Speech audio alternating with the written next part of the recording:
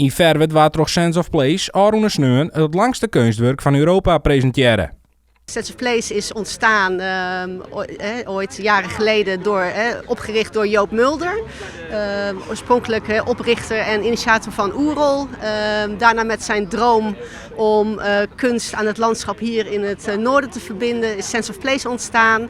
En sinds 2016 probeer ik de kar te trekken. Eigenlijk omdat Joop in 2018 op zoek was naar verhalen. Want zo werken we eigenlijk. We zijn eigenlijk op zoek naar de verhalen die leven in het gebied. En kijken of we die op een kunstzinnige manier kunnen vertellen. En zo kwam Joop ook in contact met Jacques Papma. En die vertelde van hier in Verwerd ligt een verhaal, dat willen we heel graag vertellen.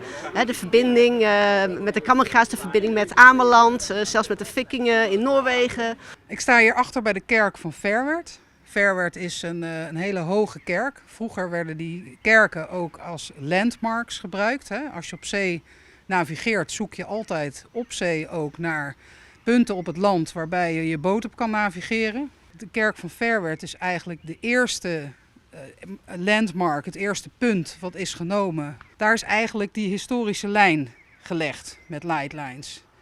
Wat vinden wij hier mooi? Wat staan de kernwaarden van ons dorp? Hè? Dat is rust, wijsheid. Dus die dingen probeer je hier heel duidelijk hier in Verwerd om te krijgen. Dat is eigenlijk heel logisch. Vroeger dan bouwde men een sediek en dan later weer een naaiendiek, een soort landaanwinning. Nou, tegenwoordig praten we over een simmerdiek bijvoorbeeld, die zit nog weer achter de grote Zwierendiek. Maar dan moet je rekenen dat dit de dromer, de slaper en de waker zijn. Dus de dromer, daar gebeurt eigenlijk nooit wat mooi. Tenzij er echt een vloed aan water komt zo.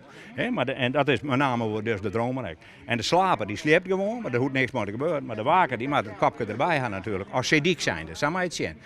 En iedere toren, als je in zo'n toren staat, dan kijk je dus naar de volgende toren en dan wordt je blik eigenlijk gedwongen om heel gericht naar het volgende baken te kijken. Dus, dus letterlijk die verbinding wordt gelegd vanaf hier Verwerd naar de Zeedijk, naar Ameland. En als wij uiteindelijk naar Noorwegen gaan, dan wordt dit het grootste kunstwerk van Europa.